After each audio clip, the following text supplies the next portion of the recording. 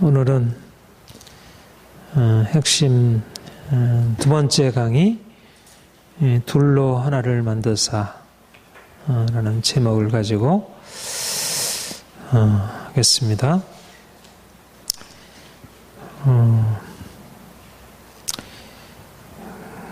예수님이 이 땅에 오셔서 구속을 베푸셨다는 것이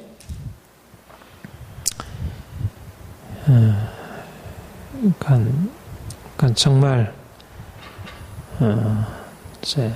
너무나 놀라운 것들을 그 안에 많이 포함하고 있는데, 특별히 이제 유대인과 이방인을 그리스도 안에서 하나 되게 하셨다. 이것이 하나님의 본래적인 계획이었고요.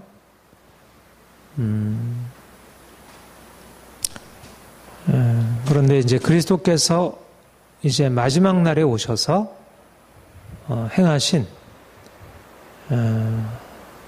이제 그 그리스도 안에서의 구속의 성취의 핵심에 해당되는, 그러니까 하나님이 아브라함을 불러내실 때 아브라함을 특별히 구별하셨잖아요. 그렇죠? 열방 많은 나라 중에서 아브라함을 특별히 택하셔서 그로 하여금 택한 백성, 하나님의 뜻을 이룰 거룩한 하나님의 백성을 이제 세우시고자 하셨고, 그러니까 내가 너로 큰 민족을 이루고 내게 복을 주어 내 이름을 창대케 하리라. 너는 복이 될지라.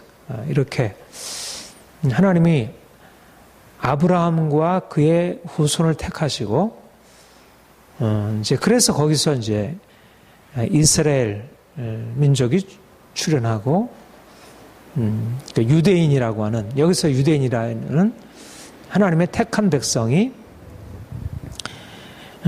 이제 하나님 없는 이방인들과 구별하여 하나님의 특별한 사랑 안에, 하나님의 특별한 구속의 계획 안에 하나님께서 이방인들을 에게 허락하지 않는 그런 계시를 주시고, 그들에게 율법을 주시고, 특별한 구원의 능력으로 그들을 이끌어 가시면서 그들을 위해서 행하셨습니다.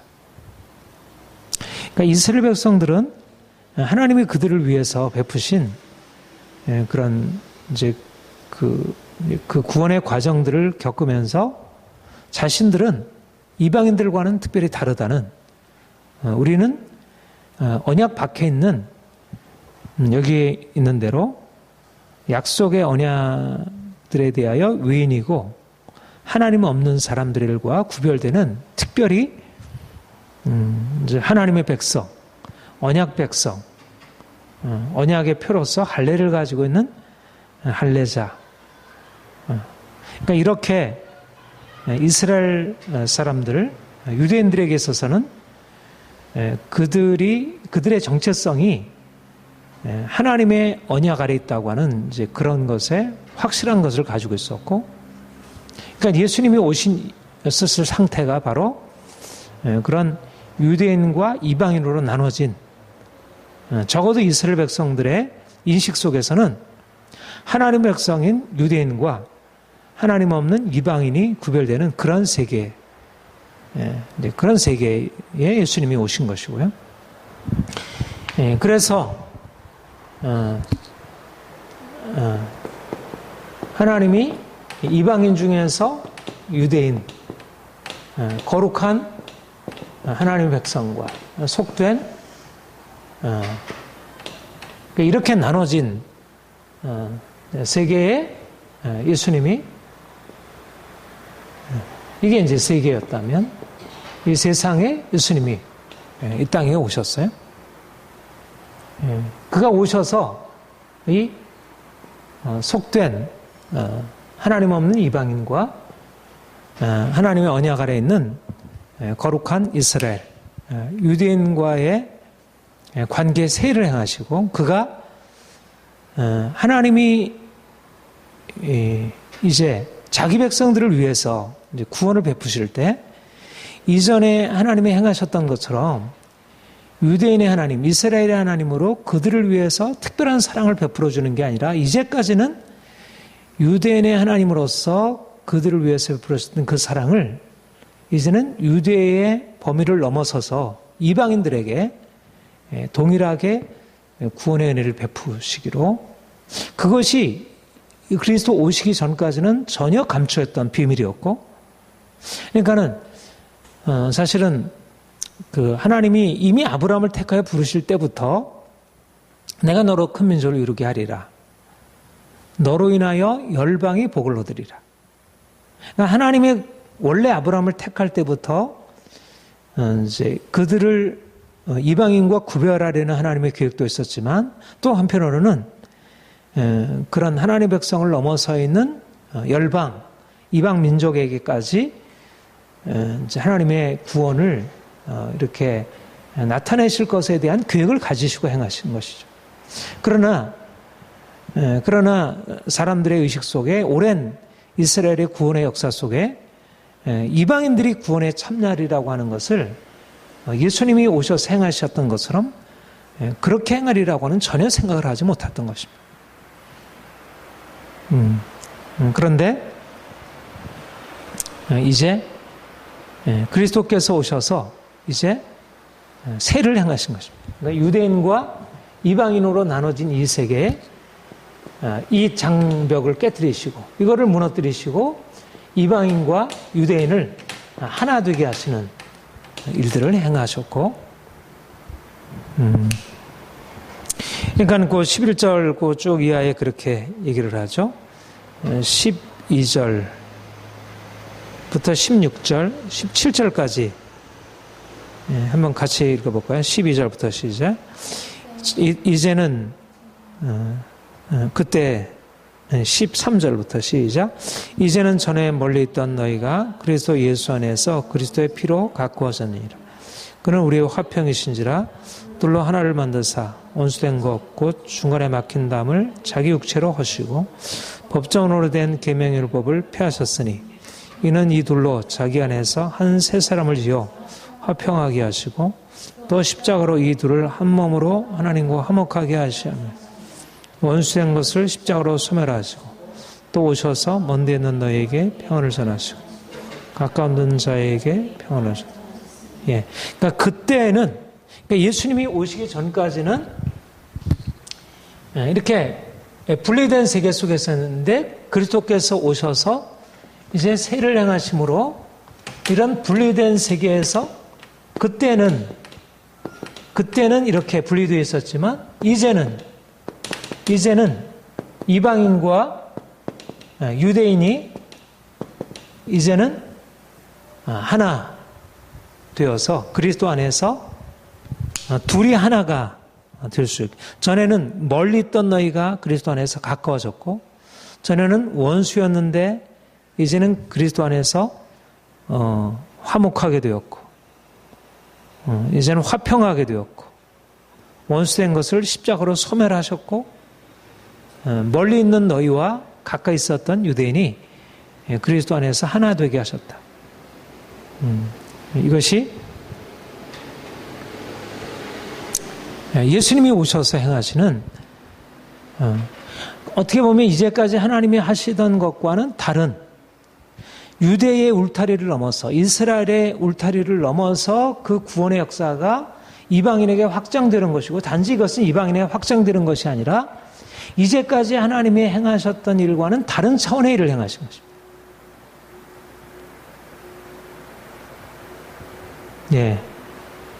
어떻게 유대인과 이방인이 그리스도 안에서 하나 될 수 있었을까? 어떻게 유대인과 이방인이 그리스도 안에서 하나 될 수 있었을까? 여기 하나됨을 맡고 있었던 게 뭐라고 했죠?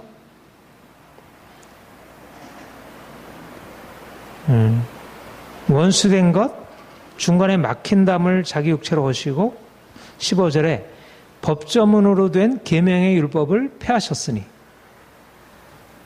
이방인과 유대인을 막고 있었던 것이 율법이었다는 것입니다. 계명의 율법이 어떻게 보면 유대인의 정체성, 거룩한 하나님의 백성의 정체성을 갖게 했던 것이 바로 율법이었잖아요.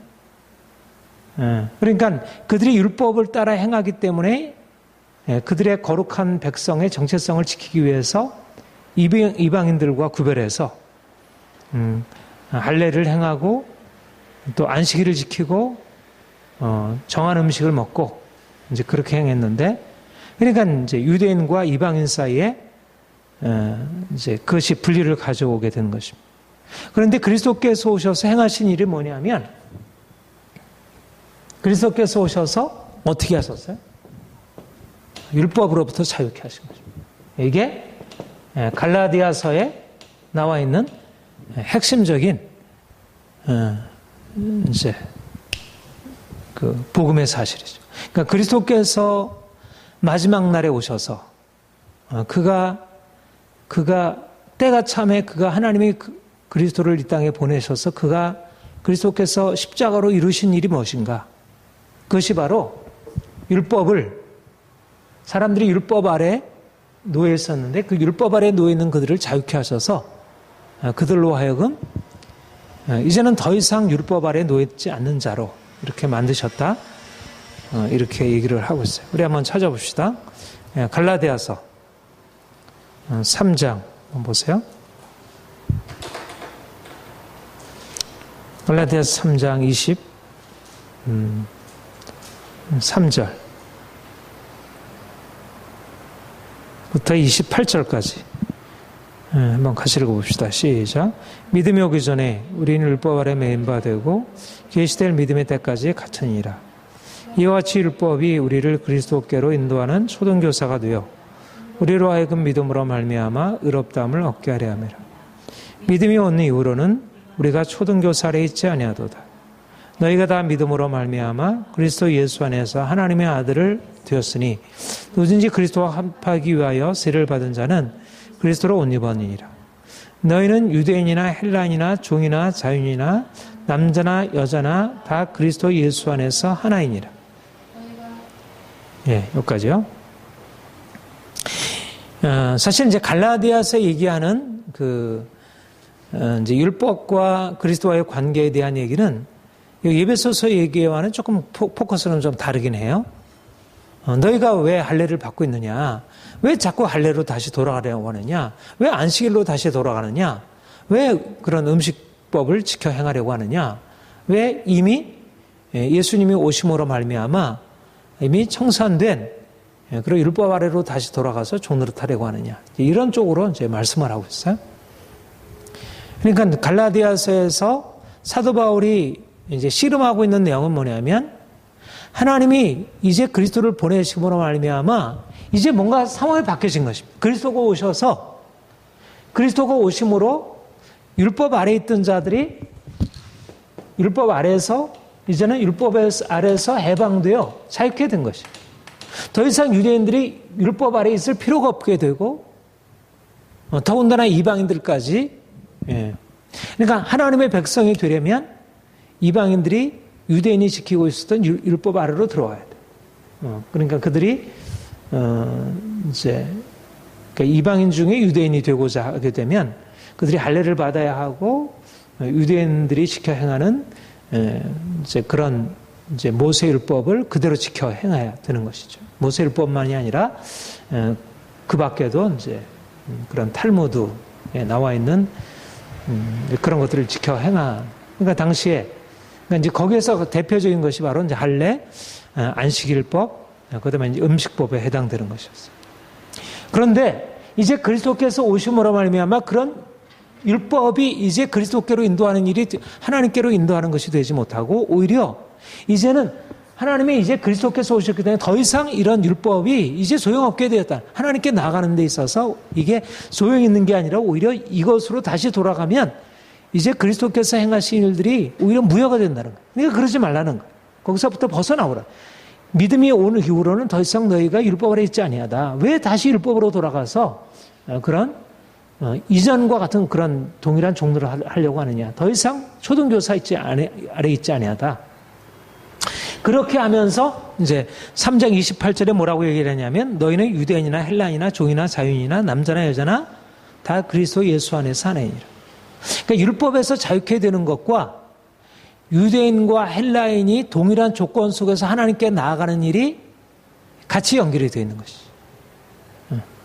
그러니까 이스라엘 백성들이 이제까지 율법 아래서 율법을 그렇게 엄중하게 지켜가면서 하나님을 섬기는 이전의 방식을 고수하고 있는 한은 그들이 이방인들과의 관계에서의 그 막힌 담을 해결할 수가 없어요. 왜냐하면 그들은 언약 없는 백성들이고 이제 유대인들만이 율법을 그대로 할례를 행하고 그리고 안식일을 지켜 행하고 정한 음식을 구별해 먹는 유대인만이 진정한 언약 백성이기 때문에 이방인들이 언약 아래 들어오려면 그런 이제 유대인들이 지켜 행하는 그런 언약의 이제 규칙 안으로 들어와야 되는 거죠.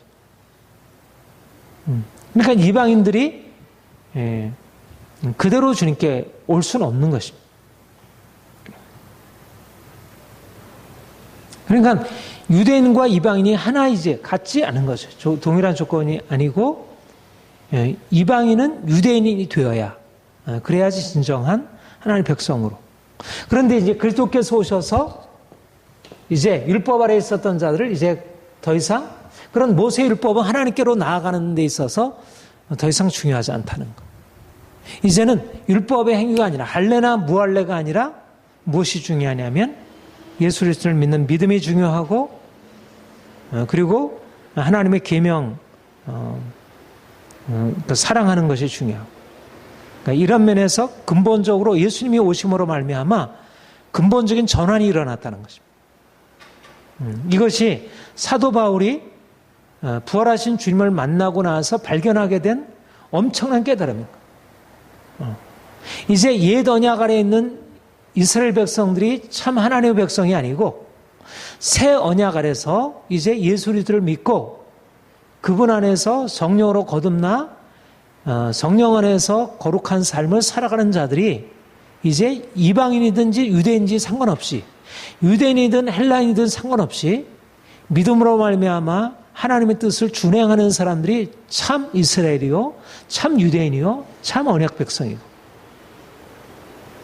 이러면서 이전에 이방인과 유대인을 나누는 것들이 이제는 이방인은 하나님의 백성이고 유대인은 하나님의 백성, 이방인은 하나님의 백성이 아닌 이런 상태에서 이제는 유대인이든 이방인이든 그대로 자기의 조건 가운데서 율법이 있든 없든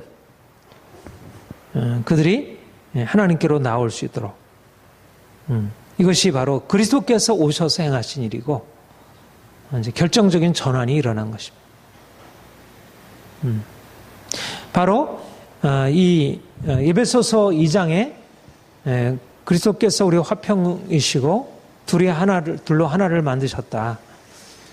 그리고 원수된 것을 십자가로 소멸하셨다고 할 때 이제 이 갈라디아서에 예수 그리스도께서 오셔서 율법에 대해서 행하시니 예수 그리스도께서 오신 것이 율법에 대해서 어떤 의미를 가지고 있는지에 대한 그런 근본적인 의미를 전제하고 얘기를 하고 있다. 이렇게 볼 수 있겠습니다. 바로 이제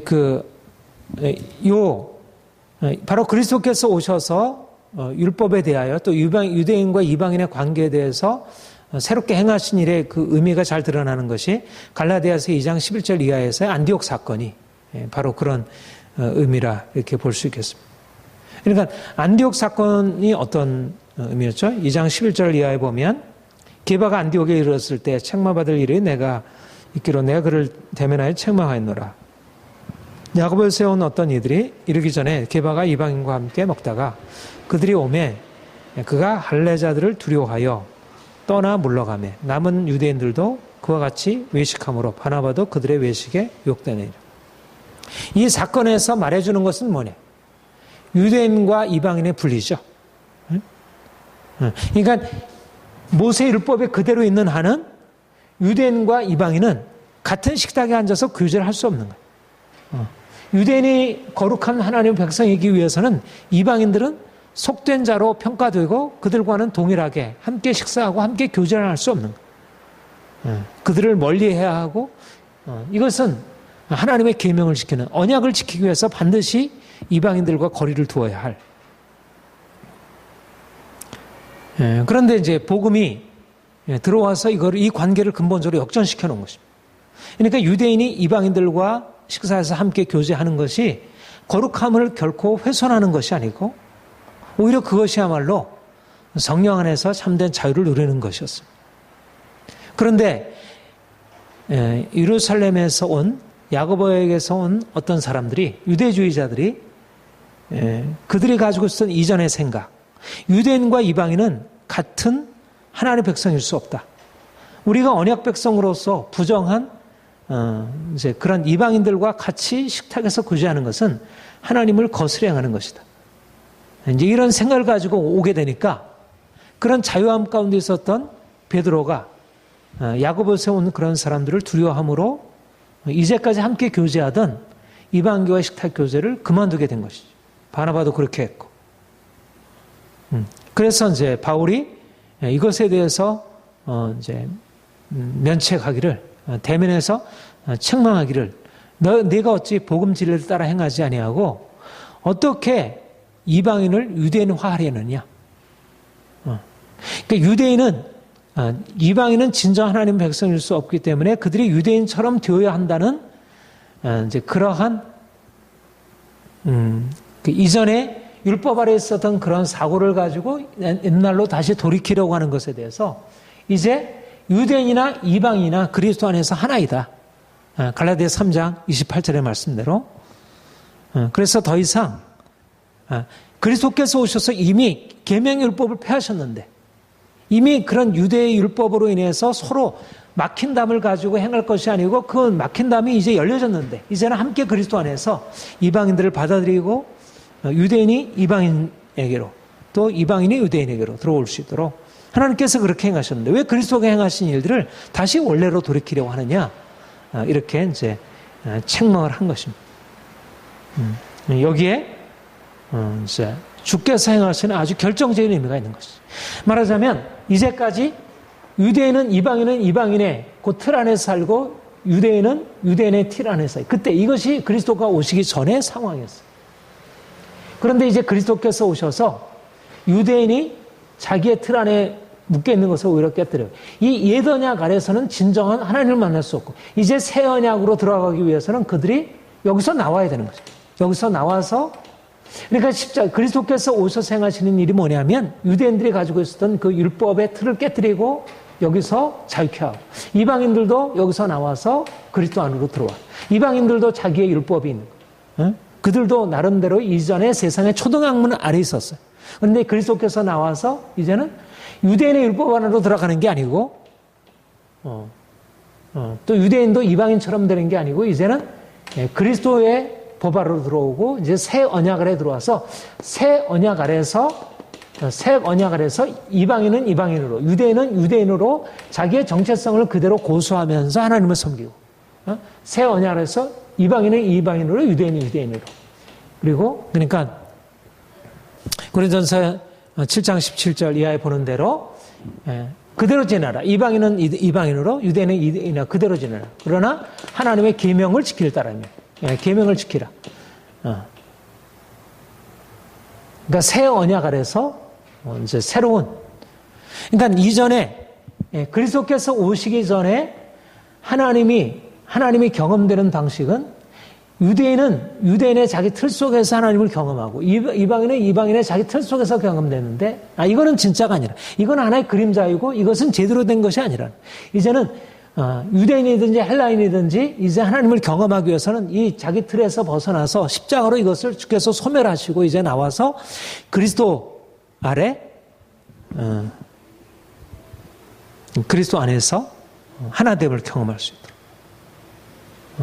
이게 이제 엄청난 그러니까 그리스도께서 오셔서 행하시는 엄청난 의미고 십자가가 행하신 일들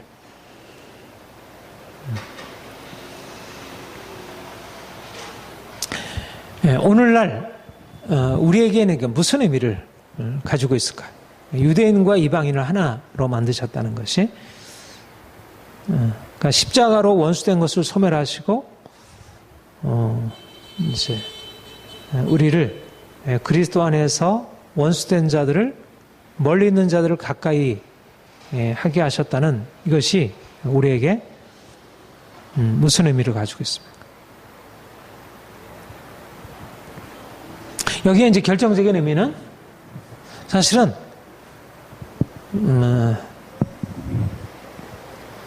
어느 민족, 어떤 족속, 어떤 문화든지 간에 다 그 민족, 국가, 역사를 이끌어가기 위한 하나의 율법이 필요하고 그런 문화가 필요하죠. 그래서 그 안에서 살고 있어요. 그러니까 한국은 한국의 율법이 있고 미국은 미국의 율법이 있고 이제 그 틀 안에서 이제 행하고 있습니다. 그런데 그리스도께서 오셔서 우리를 이제 우리가 살고 있던 그 영역에서 나오게 하시고 이제는 그리스도 안으로 들어가게 하십니다. 말하자면 각 사람들이 자기의 육체라고 하는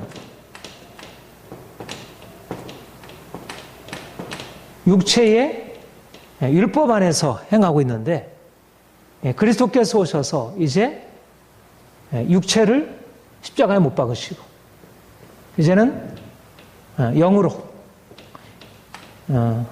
성령 안에서 이제 새로운 관계로 서로 연합하여 하나 되게 하시는 일을 이루시는 것입니다.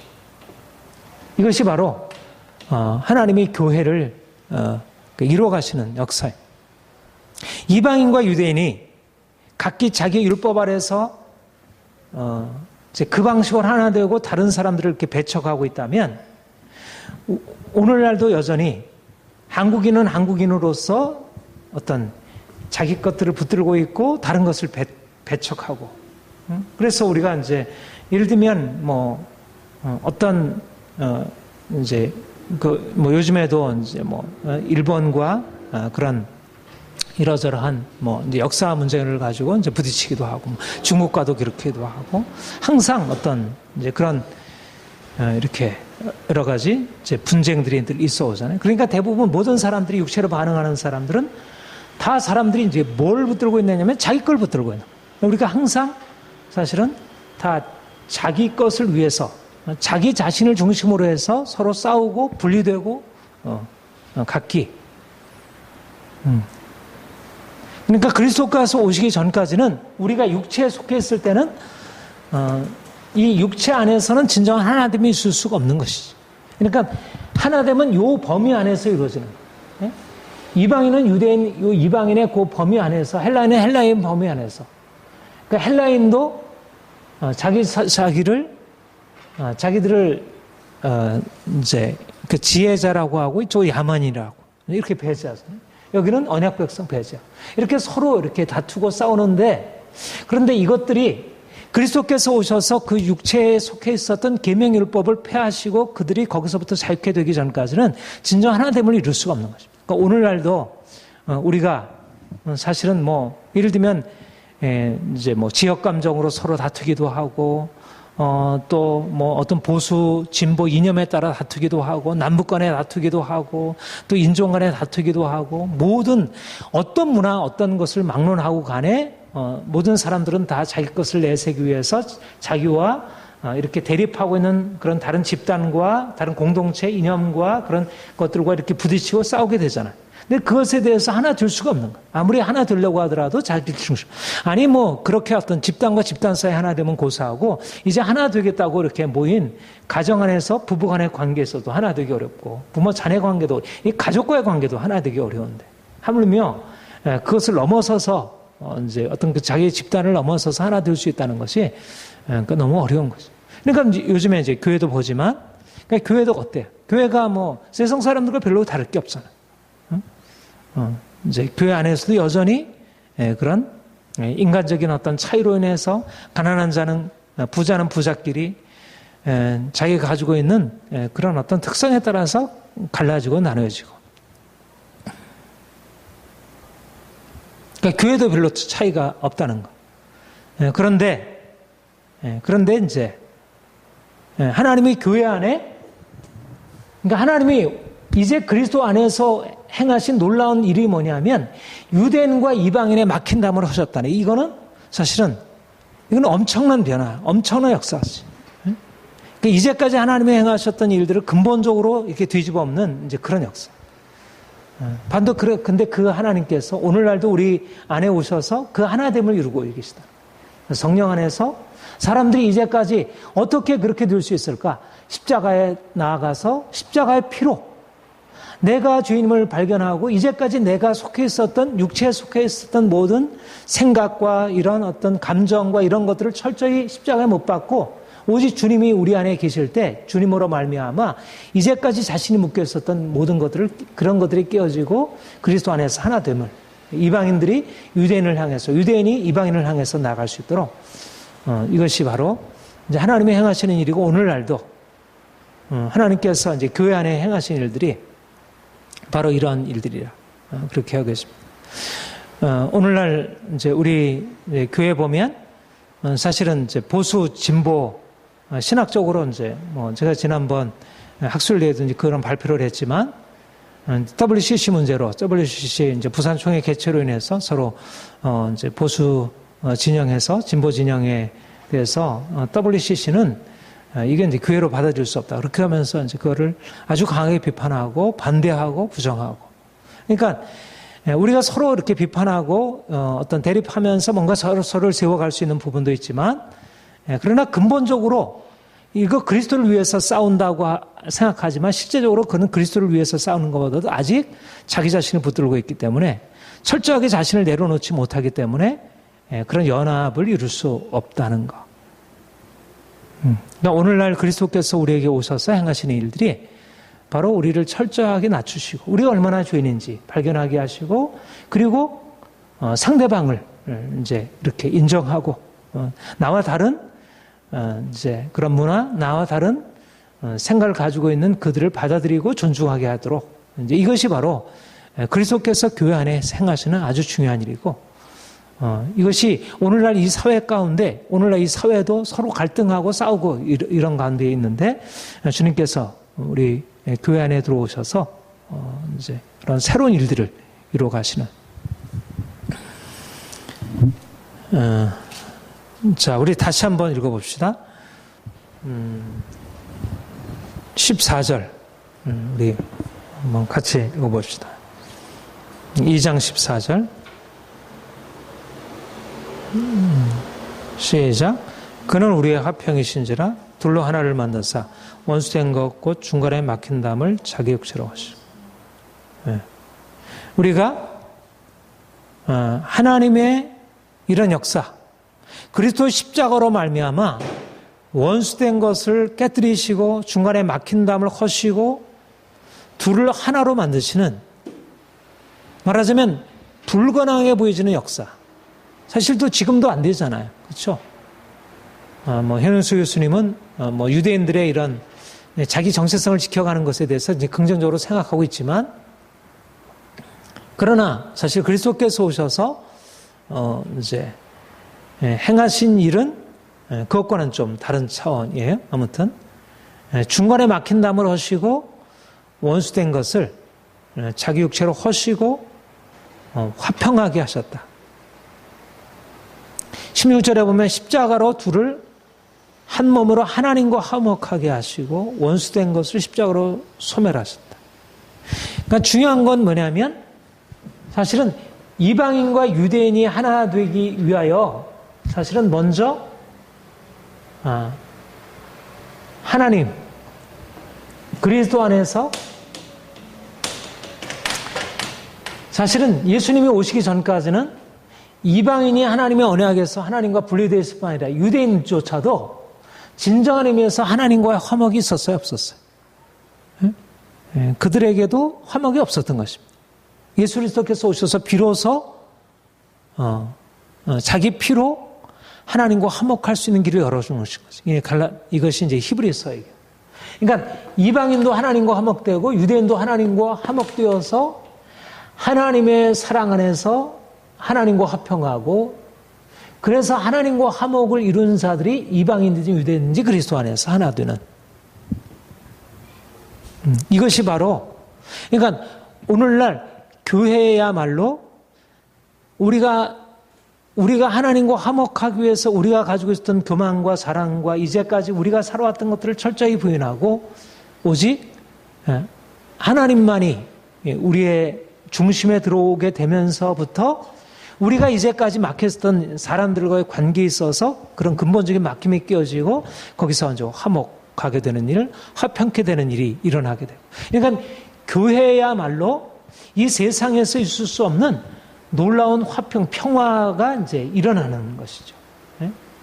그러니까 우리 안에 하나님과의 평화로 말미암는 마음의 화평, 마음의 평안이 우리에게 찾아오게 되고 그리고 관계 안에서 이제까지 막혔던 관계가 하나 되고 개인 관계가 회복이 되고 가정 안에서 부부와의 관계, 부모 자녀의 관계가 화평케 되고 또 서로 교회 안에서 서로 다른 나와 다른 문화, 다른 어떤 특성을 가지고 있는 지체들과 하나 되고 그리고 그런 다른 문화권에서 모인 그 많은 사람들이 교회 안에서 서로 자기의 차이를 넘어서 하나 되는 그러면서 오늘날 이 사회를 향해서 어떻게 하나됨이 가능한지를 이제 보여줄 수 있는 것이죠. 예수 그리스도가 우리의 화평의 근원이시라는 것. 그러니까 그리스도를 만날 때 그리스도 안에서 화평을 이룰 수 있다는 사실을 사람들이 발견하게 되고 경험하게 되고 이제 그 안으로 들어오게 되고 평화, 이 샬롬, 이 관계의 평화, 전쟁이 그치고 평화가 되는 특별히 우리에게 있어서 사실은 평화라는 게 어디에 우리에게 적용돼야 하죠? 지금 우리 상황 남북 간의 관계죠. 남북 간의 관계. 아직도 우리는 전쟁 상태잖아요. 휴전이잖아요. 남북 간의 관계. 남북 간의 평화야말로 우리의 가장 간절한 염원이고 또 우리의 간절한 필요이고 또 하나님이 행하셔야 할 일이고 둘이 하나를 만드사 어떻게 되어질까? 사실 교회가 이렇게 분리되어 있는 상황에서 어떻게 그걸 이룰 수 있을까? 보수 진보가 분리되어 있고 성령 운동하는 사람과 복음주의자들이 분리되어 있고 그러니까 우리가 이 분리되어 있는 것, 원수된 것이 하나로 이렇게 되어질 수 있도록 우리 교회의 하나됨을 위하여, 교회의 연합을 위하여 우리가 기도하고 또 남북 간의 이 원수된 것을 깨뜨리시고 화평케 하시는 하나님의 역사가 우리에게 일어나도록. 우리로서는 불가능한데 하나님이 그러니까 그때는 이제는 그러니까 그리스도께서 오신 이제 그러니까 그리스도 안에서 말하자면 그리스도 오시기 이전의 그때와 그리스도가 오신 이후에 이제가 근본적으로 다른 상황이 되었다는 거예요. 이게 어둠, 이게 아직 아닌 것 때문에 여기에 이제 빛이 왔고 이제 새날이 밝아. 새날이 이제까지 그렇게 나눠졌던 자들이 이제 그리스도 안에서 서로 화평케 되는 그런 놀라운 하나님의 역사가 예수 그리스도 안에서 이미 시작이 되었고 새하늘과 새 땅이 시작이 되었고 그 평화가 시작이 되었고 하나됨이 시작이 되었고 연합이 시작이 되었고 그러니까 우리는 보여지는 경험적인 사실을 붙드는 사람들이 아니라 보이는 경험적인 사실을 넘어서서 하나님이 예수 그리스도의 십자가로 이루신 이 평화의 사역을 우리가 붙들고 하나님이 우리에게 행하시고 우리는 그 하나님의 역사 안으로 들어가서 사는 자들이고 우리가 거룩함에 대해서도 우리 스스로 우리가 거룩해질 수 없잖아요. 우리가 죄 아래에 살던 사람과 우리가 어떻게 거룩하게 되겠어요. 그런데 우리가 거룩함을 확신하고 나갈 수 있는 것은 주님이 오셔서 그 일을 이미 십자가로 이루셨기 때문에 우리가 나갈 수 있는 것처럼 마찬가지로 그리스도의 십자가로 말미암아 이방인과 유대인의 막힌담을 허시고 그리고 그들을 평화의 관계로 바꾸신 그 주님이 오늘날도 우리 가운데 오셔서 유대인과 이방인의 막힌담을 하시고 실제적으로 오늘날도 사실 유대인과 이방인이 여전히 막혀 있잖아요. 그렇죠? 그당과 우리 어제도 뭐 그런 얘기를 나누게 됐지만 유대인은 여전히 이전에 그런 율법 아래에서 하나님께로 나가고 있고 또 이방인 그리스도인들은 유대인에게 하나님이 허락하신 그 축복을 누리지 못하고 있고 또 그것과는 별도로 이렇게 뭐 유대인과 상관없이 행하고 있고. 사실 지금 상황에서 가장 필요한 것 중에 하나, 하나님이 이루셔야 할 가장 종말의 역사 중에 하나가 유대인과 이방인이 하나 되는 것이죠. 교회가. 성경이 가지고 있는 가장 중요한 계획이 이방인과 유대인이 하나 되어서 한 교회를 이루고 하나님을 섬기는 것입니다. 이런 면에서 이 화평케 하시는 그리스도의 십자가에 화평케 하시는 사역이 오늘날 유대인과 이방인과의 관계 안에서 이루어지고, 그리고 교회, 보수 진보 진영 서로 대립하는 그런 것에 의해서 이루어지고, 또 복음주의와 은사주의로 인한 서로 갈등과 대립 안에서 이루어지고, 그리고 더 나아가서는 우리 교회 안에서 하나님께서 행하시는 둘이 하나를 만들어서 하나님과 화평케 하시는 그 하나님의 역사를 가지고 이제 이 세상에 나아가서 그 평화의 주님이 오늘날도 이 사회에 대해서 교회처럼은 아니더라 할지라도 이제 어떤 의미로 그들에게도 그런 평화를 주시도록 우리가 이제 그렇게 하나님께 기도하고 그렇게 사역을 이제 감당해야 할 것입니다. 자, 15절 우리 다시 한번 같이 읽겠습니다. 시작. 법조문으로 된 자기의 율법을 펴셨으니, 계명의 율법을 펴셨으니 이는 이 둘로 자기 안에서 한 세 사람을 지어 화평하셨다. 이 둘로 자기 안에서 한 세 사람을 지어 화평케 하셨다. 네, 16절 시작. 또 십자가로 이 둘을 한 몸으로 하나님과 화목하게 하려 하심이라. 원수된 것을 십자가로. 이 둘을 한 몸으로. 여기 보면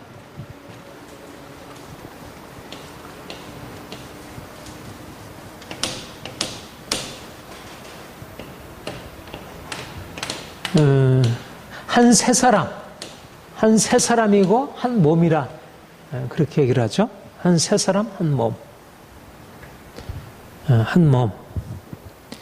그러니까 이방인과 유대인이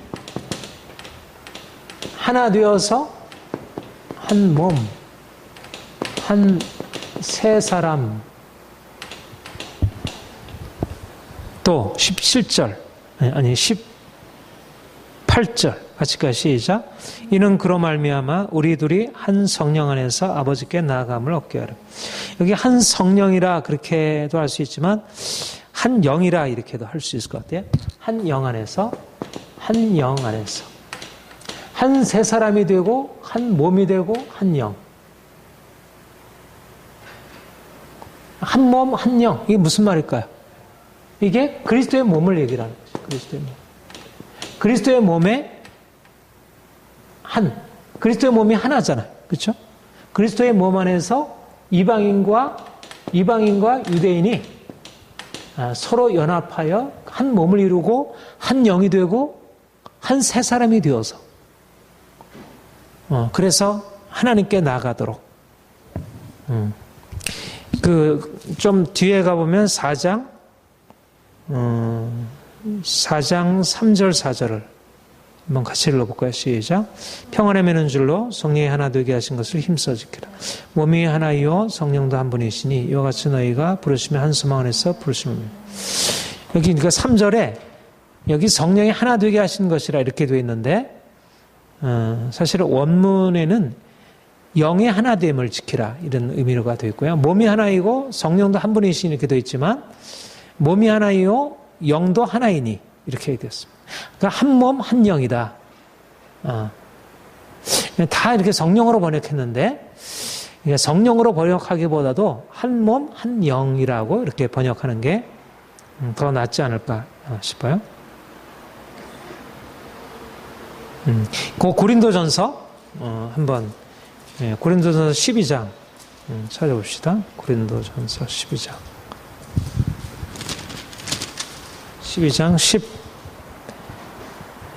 13절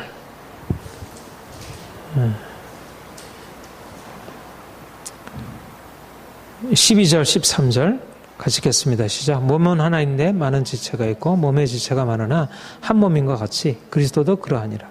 우리가 유대인이나 헬라인이나 종이나 자유인이나 다 한 성령으로 세를 받아 한 몸이 되었고 다 한 성령을 마시게 하니라. 여기도 한 몸, 한 영으로 세를 받아 한 몸이 되었고 한 영을 마시게 되었다.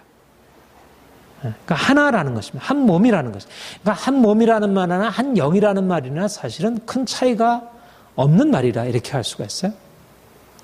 그러니까 사실은 유대인과 이방인이 서로 하나 될 수 없는 분리되어 있는 관계인데 하나님이 그들을 유대인을 그리스도 안에서 구속하셔서 그리스도와 연합하게 하시고 또 이방인을 구속하셔서 그리스도와 연합하게 하심으로 유대인과 이방인 사이에 이제 하나됨을 이루게 하시고 한 영, 한 몸을 이루게 하셨다는 것입니다.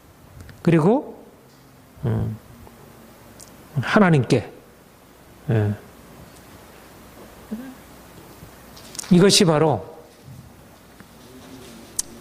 그리스도 안에서 하나님이 행하신 일로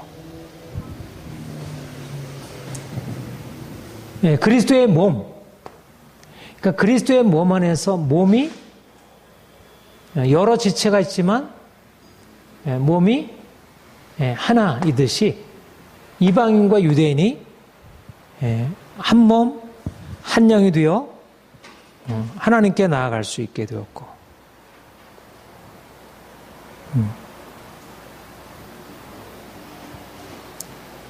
이게 이제 하나님이 행하신 놀라운 기적의 역사이고 그냥 서로 간에 이해하고 받아주는 정도가 아니라 완전히 하나됨을 이루는 여러분 한 몸이라는 말을 언제 사용하죠? 그 남편과 너희가 둘이 합하여 한 육체가 될지 이때 사용하시죠. 부부간에 사용하시고 그리고 이제 에베소서 5장에 보면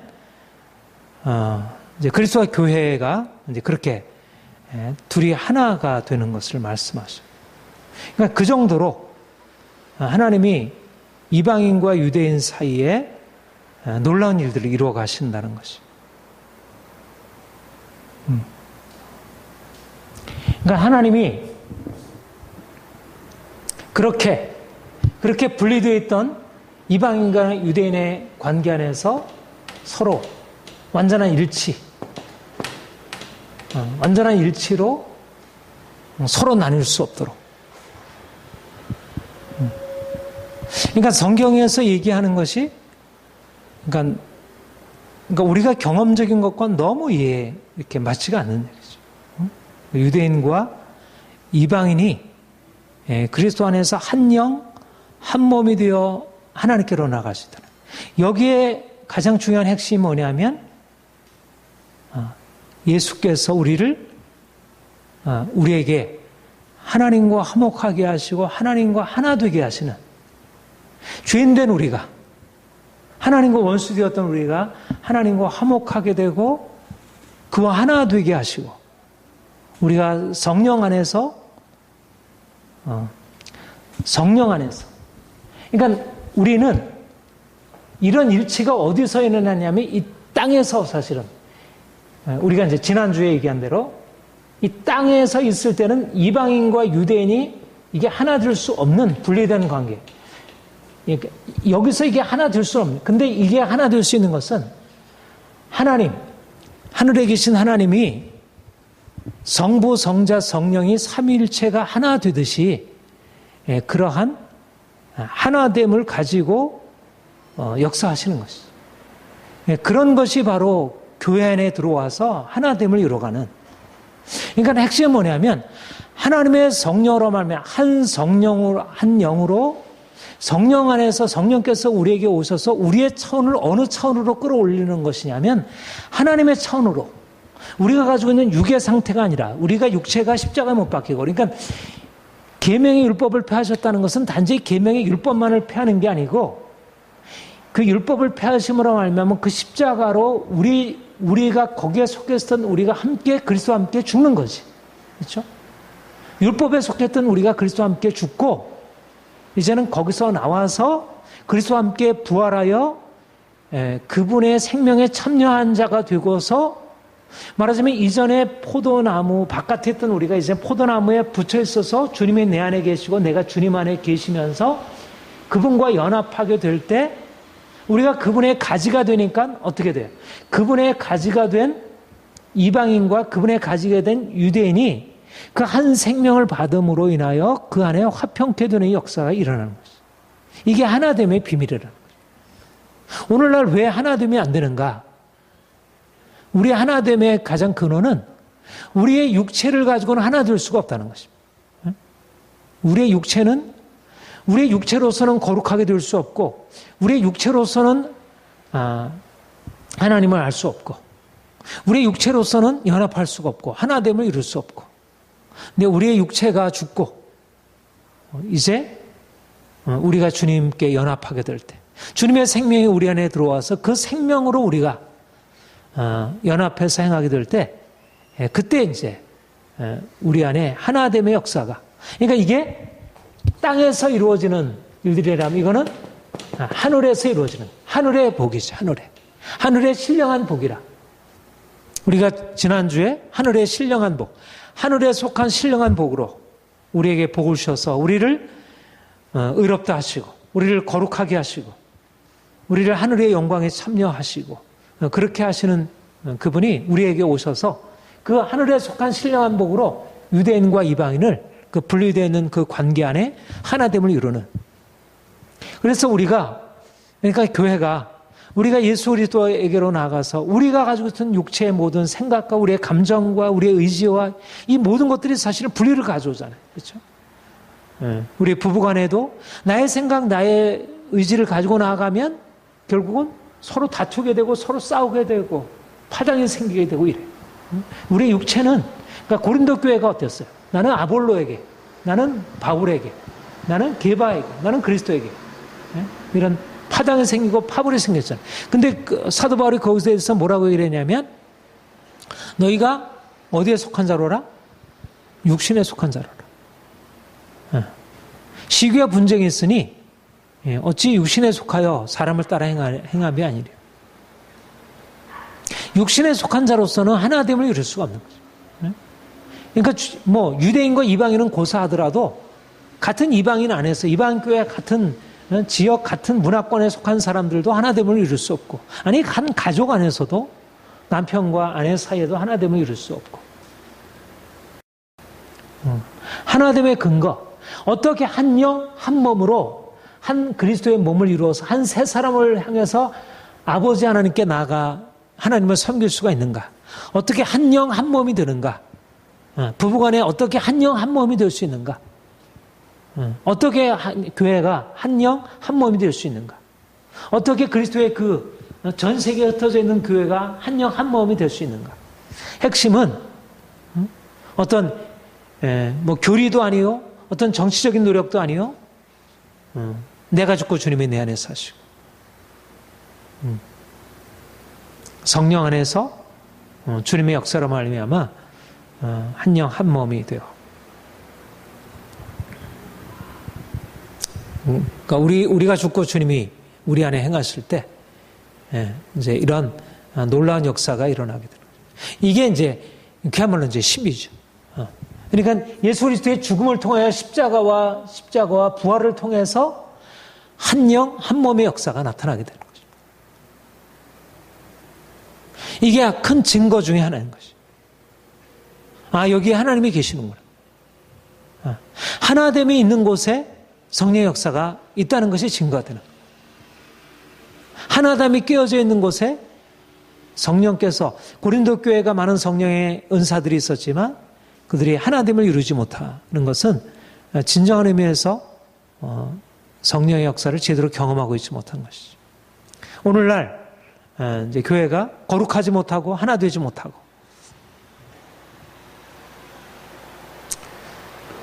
한 영, 한 몸을 이루어 아버지께로 나아간다는 이 놀라운 비전을 이제 바울이 제시하는데, 우리 안에 이런 비전을 가지고 나가기를 원합니다. 거기 좀 뒤로 가서 보면요, 20절, 20절, 21절. 21절, 22절 같이 읽겠습니다. 시작. 그 안에서 건물마다 서로 연결하여 주 안에서 성전이 되고 너희도 성령 안에서 하나님이 거하실 처소가 되기 위하여 그리스도 안에서 함께 지어져 가느니라. 예. 한 몸, 한 영이 되리라. 한 세 사람이라 얘기를 하고요. 여기 한 몸이라 얘기를 하고 여기는 또 무슨 다른 그림을 얘기하고 있는데 여기서는 한 성전을 이루는 거죠. 그리스도의 몸, 그리스도의 몸, 세 사람, 한 세 사람, 한 성전을 이루어서 하나님이 거하시는 성전. 근데 성전 안에 이방인과 유대인으로 이루어진 건물마다 서로 이방인이 세우는 이방인과 유대인의 건물들이 서로 연결하여서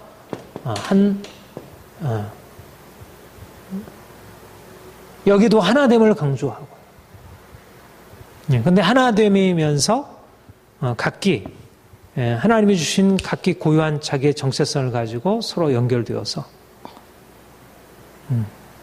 하나님의 역사가 유대인만으로도 안 되고 이방인만으로도 안 되고, 유대인은 유대인에 대한 하나님의 계획 가운데서 그들을 통해서 하나님이 이루시려고 하는 게 있고, 이방인은 이방인으로서 하나님께서 이루시려고 하는 게 있고, 그리고 자신의 정체성에 충실하면서 그들이 같은 하나님을 지향해야 될 때, 그리고 같은 토대, 그리스도 모퉁이 돌, 그 다음에 사도들과 선지자들의 터, 이 복음의 터, 그리스도의 복음, 이 터 위에,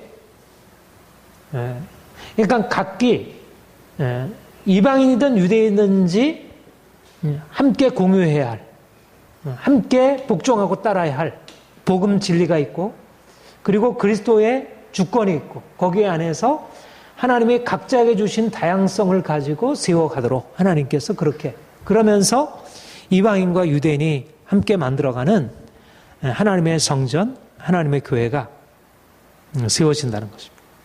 여기에 이제 중요한 사실이 뭐냐면, 그냥 유대인과 이방인이 함께 모여서 어떤 공동체를 이루는 게 아니라, 여기 안에 아까도 얘기했지만 여기의 핵심이 뭐냐면 하나님이 거하심, 하나님의 임재, 하나님의 거주. 말하자면 유대인과 이방인이 하나됨에 있어서 본질은 뭐냐면, 이것은 보통의 일반적인 그런 것이 아니라, 말하자면 여기 안에는 하늘이 임하고 있는 것입니다. 이것은 그냥 이 땅에 있는 집이 아니라 하늘에 있는 집, 사람의 짓지 아니하는 하늘의 집, 하나님이 거하시는 거처로서의 하늘 영광이 그곳에 나타나는 그런 하늘의 집이 건축되고 있다는 것입니다. 그게 하나님의 교회이고 이방인과 유대인으로 만들어진 교회이고, 그러니까 중요한 것은 뭐냐면, 중요한 것은 사도들과 선지자들의 터로 말미암아 그들에게 복음의 비전, 이 하늘의 비전이 열려지고 이방인들이 그 하늘의 비전 안으로 함께 들어와서 그들이 자신의 죄를 회개하고 돌이켜서 하나님의 영광 안으로 들어가고, 유대인들이 그 안에서 자신들이 이제까지 알고 있는 것을 넘어서 있는 그 복음적인 비전 안에서 그들이 나가게 되면서 그 안에 하나님의 영광, 성령께서 오셔서 행하시는 그 놀라운 하나님의 역사가 그 안에 나타나게 되고, 이게 교회라는 것입니다. 이게 복음의 비밀이라는 거예요. 거기 뒤에 이렇게 얘기를 하죠. 3절, 4절. 같이 읽겠습니다. 3장, 3절, 4절. 시작. 곧 계시로 내게 비밀을 알게 하신 것은 내가 먼저 간단히 기록한 것 같으니 그것을 읽으면 내가 그리스도의 비밀을 깨달은 것을 너희가 알 수 있으리라. 6절 시작. 이는 이방인들이 복음으로 말미암아 그리스도 예수 안에서 함께 상속자가 됐고 함께 지체가 되고 함께 상속에 참여하는 자가 됨이라. 내가 이 복음을 위하여 그의 능력이 역사하시느라 내가 주신 하나님의 은혜의 선물을 따라 내가 일꾼이 되었노라. 하나님이 내게 주신 이 놀라운 비밀, 이 은혜의 경륜을 내가 깨닫고 이것을 전파함으로, 근데 그게 뭐냐면 바로 이 교회가 그 비밀이라는 거예요. 이 교회가, 이 이방인과 유대인이 그리스도 복음을 듣고 깨닫고 거기에 참여하는 이 교회가 그게 하나님의 비밀이라. 하나님께서 사도 바울을 통해서 나타내시려고 하나님의 그 위대한 비밀, 이 땅에 일어나리라고 하는 그 비밀이 바로 여기에 지금 나타나고 있다는 것. 내가 이걸 깨닫고 너에게 전파하고 너희가 이것을 지금 받아들여서 하고 있다.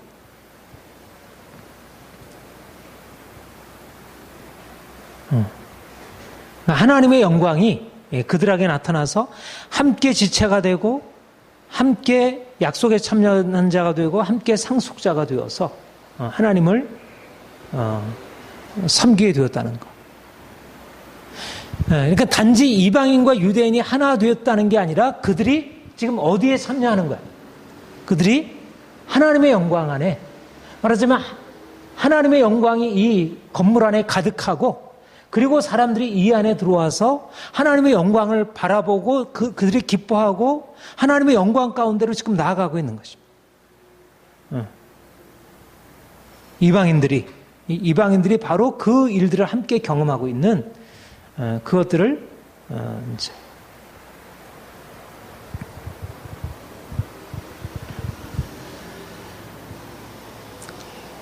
그 요한복음 17장 한번 보겠습니다. 요한복음 17장.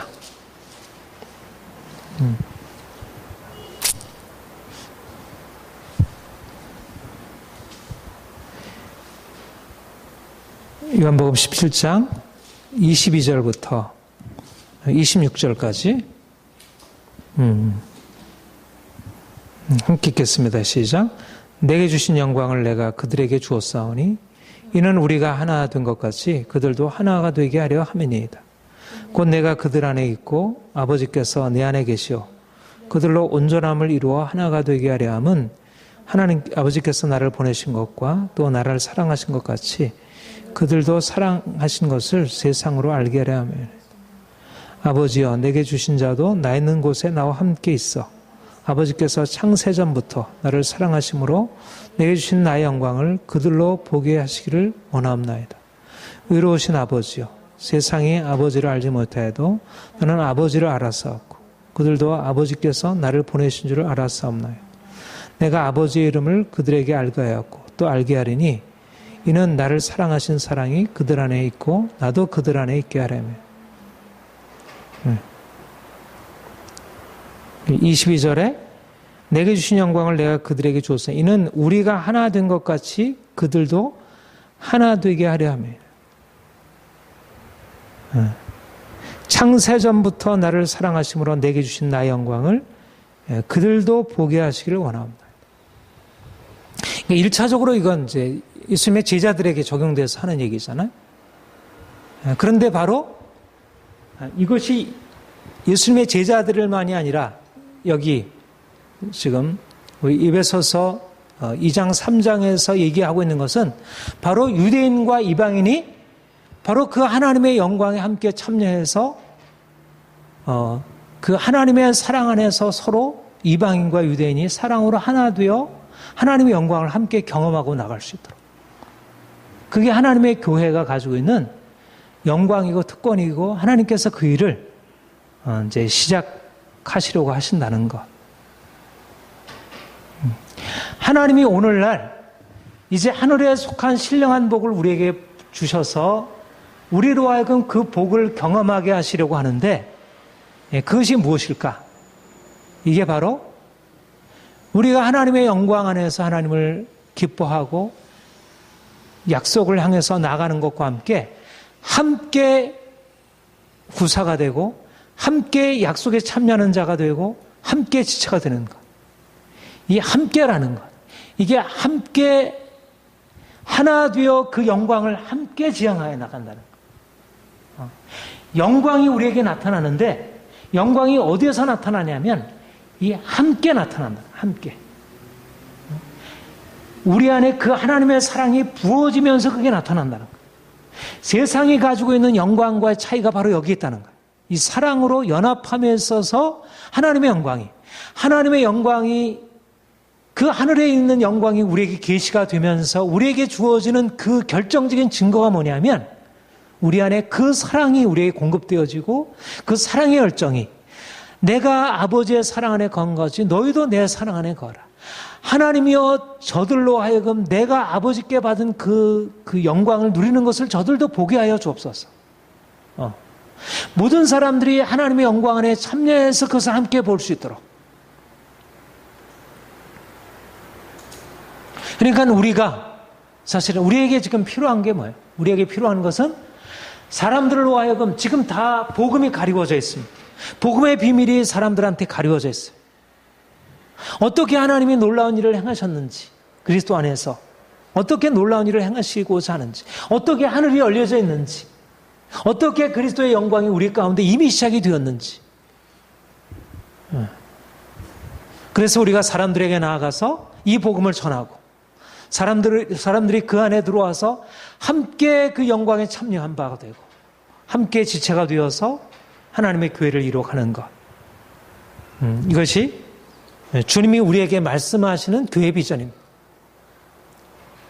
우리가 간절히 사모하며 기도하기는 하나님, 우리로 하여금 이 영광스러운 교회가, 하나님의 교회가 함께 하나님의 영광을 바라보고 기뻐하고 축하하고 그것을 향해서 나가는, 하나님의 영광을 향하여 나가는 교회가 일어나게 하시고, 그리고 그 하나님의 영광 안에서 함께 연합할 수 있도록 우리에게 교회를 행하시옵소서. 우리가 그렇게 기도하고 나아가야 할 것입니다. 하나님이 우리 교회를 그렇게 세워가시리라 그렇게 믿습니다. 예.